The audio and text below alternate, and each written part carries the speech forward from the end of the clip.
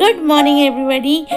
তো কেমন আছো তোমরা সবাই? আশা করি তোমরা সবাই ভালো আছো, আমিও ভালো আছি, সুস্থ আছি। তো আজকে হচ্ছে সানডে। তো সানডেতে আমাদের অনেক কিছু প্রোগ্রাম ছিল, তো আমি এক এক করে আপনাদের কাছে শেয়ার করব সব কিছু। তো আমি এটা ল্যাংচা বানিয়েছি, পুজোর স্পেশাল ল্যাংচা, অসাধারণ সুন্দর খেতে হয়েছিল। আমি সেই রেসিপিটাও শেয়ার করেছি, তো সেই ভিডিওটাও এর মধ্যেই আছে, আপনারা দেখতে পাবেন।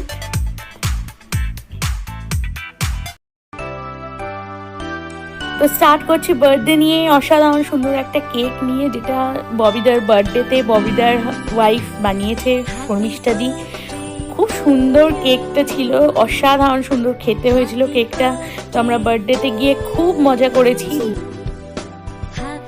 বার্থডেতে অনেকে এসেছিলো, তো আমরা সবাই মিলে দারুণ মজা করেছি আর কেক খেয়েছি। অনেক মানে দারুণ দারুণ খাবার হয়েছিল, সেগুলো সব আমরা এনজয় করেছি। আমরা মানে আমাদের প্রত্যেকটা মানে পার্টিতে আমরা নানান রকমভাবে এনজয় করি, যেমন গান করি, মানে আবৃত্তি, দামসরাজ খেলি। তো আমরা সেদিনও খুব মজা করেছি, দারুণ মজা হয়েছে, দারুণ সেলিব্রেশন হয়েছে। Thanks to Bobby.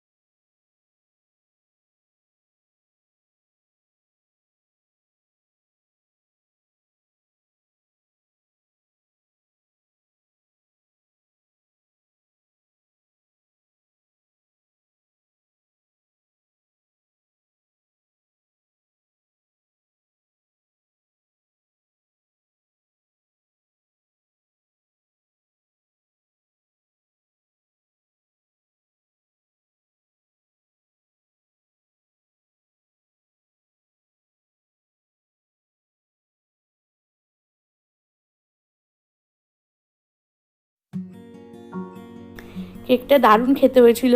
তো কেকটা কাটতে দেখে খুব কষ্ট লাগছিল, কিন্তু ওরা তো খেতেই হতো। খুব সুন্দরভাবে কেকটা দিয়া কেটেছিল।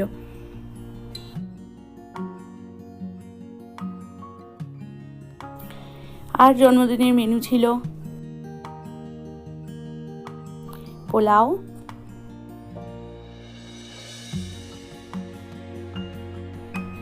মাটন, গলৌটি কাবাব, চিকেন তন্দুরি,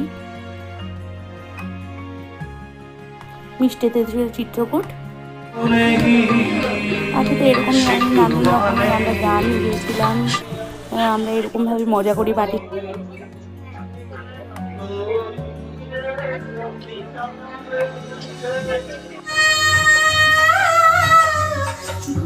তাহলে আমাদের সানডে খুব মজা হলো। তাহলে চলে এলাম আমি নেক্সট ডে মানডেতে আমার খুব মিষ্টি খেতে ইচ্ছা করছিল, তার জন্য বাড়িতে আমি ল্যাংচা বানিয়ে ফেলাম। বিশেষ করে কালীঘাটের ল্যাংচা খেতে আমার খুব ইচ্ছা করছিল।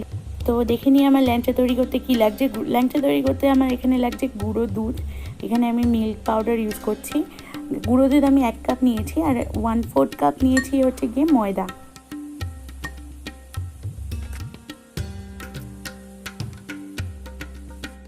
আর দিয়ে দিচ্ছি অল্প একটু বেকিং সোডা।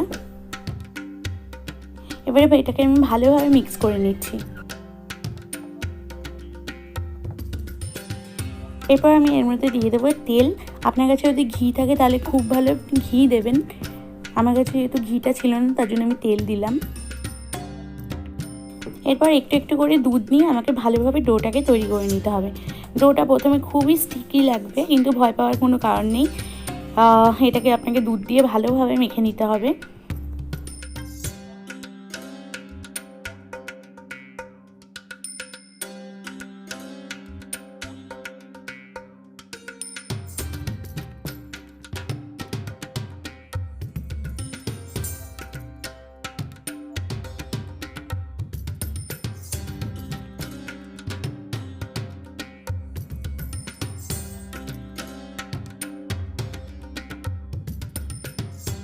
আমার ডোটা রেডি হয়ে গেছে। এবারে আমি 6 থেকে 7 মিনিট এটাকে ঢেকে রেখে দেবো।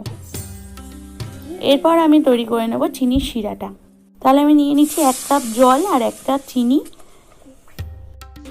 আর এটাকে ঠিক 5 থেকে 7 মিনিট আমি ফুটিয়ে নেব, তারপরেই আমার চিনি শিরা তৈরি হয়ে যাবে। দেখুন ডোটাও ভালোভাবে রেডি হয়ে গেছে, যেটুকু এক্সট্রা ময়েশ্চার ছিল সেটাও টেনে নিয়েছে। এবারে এর থেকে ছোট ছোট অংশ নিয়ে ল্যাংচার আকারে গড়ে নিতে হবে। তো মিষ্টি আপনি যে কোনো রকমেরই খেতে পারেন, মানে তার শেপ দিতে পারেন। তো এটা ডিপেন্ড করছে টোটালি আপনার উপর। ইভেন ল্যাংচা অনেক সময় অনেকটা পটলের মতো শেপেরও হয়। আমি এখানে ল্যাংচাটা একটুখানি লম্বাই বানাবো, কারণ ল্যাংচা সাধারণত আমার লম্বা খেতেই ভালো লাগে, তার জন্য আমি এখানে একটু লম্বা টাইপের বানাচ্ছি। আর অবশ্যই এটা মাথায় রাখতে হবে যে ল্যাংচা যখন বানাবেন তখন যেন সারফেসে কোনো ফাটল না থাকে। ফাটল থাকলে কিন্তু মিষ্টিগুলো আপনি যখন তেলে দেবেন তখন ফেটে যাবে, আর ফাটলগুলো অনেক বেশি বড় হয়ে যাবে। এবারে আমি একটা বড় পাত্রের মধ্যে একটু বেশি করে তেল নিয়ে নিয়েছি। তেলটা মোটামুটি একটু গরম হবে, খুব একটা বেশি গরম হবে না। তার মধ্যে আমি এই মিষ্টিগুলোকে দিয়ে দেব। মিষ্টিগুলো একদম মিডিয়াম হিটেই আপনাকে ভাজতে হবে। এই প্রসেসটা আপনার 15 মিনিটস লাগবে। মিষ্টিগুলোকে যখন আপনি নাড়াবেন তখন যেন একদম আলতো করে নাড়াবেন, খুব একটা প্রেশার এর মধ্যে ক্রিয়েট করবেন না, তাহলে এটা ফেটে যেতে পারে।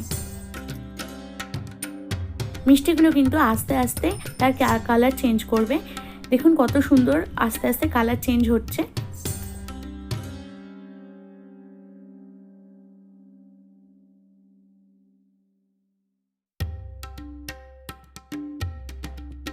বাহ, কি সুন্দর দেখতে লাগছে দেখুন।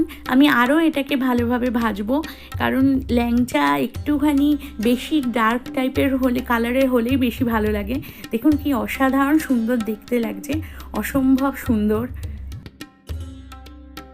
আমাদের পুজো এবারে কি হবে আমরা কেউই জানি না, তো বাড়িতে বসে যে কোনো জিনিস বানিয়ে খাওয়ার একটা মজাই আলাদা। আর বিশেষ করে পুজোতে আমরা সমস্ত জিনিস চাই মোটামুটি বাড়িতে বানিয়ে খেতেই। দেখুন কি অসাধারণ সুন্দর ভাজা হয়েছে, কি দারুণ দেখতে লাগছে।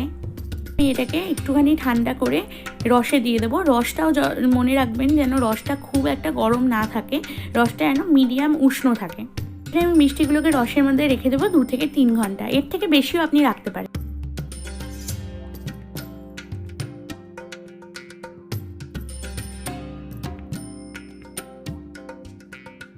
দেখুন কি অসাধারণ সুন্দর দেখতে লাগছে, দুর্ধর্ষ দেখতে লাগছে এটাকে। এবারে আমি আপনাদের পরিবেশন করে দেখাবো। আমিও আর লোভ সামলাতে পারছি না। তো দেখুন কি সুন্দর নরম তুলতুলে একদম হয়েছে, রসে টইটুম্বুর ল্যাংচা। অসাধারণ দেখতে হয়েছিল, খেতে হয়েছিল দারুণ লেগেছে আমাদের সবার খেতে। তাহলে আশা করছি আমার এই ভিডিওটা আপনাদের ভালো লেগে থাকবে। Thank you so much for your support. ভালো থাকবেন, সুস্থ থাকবেন, প্রাণ ভরে খাবেন। Thank you so much.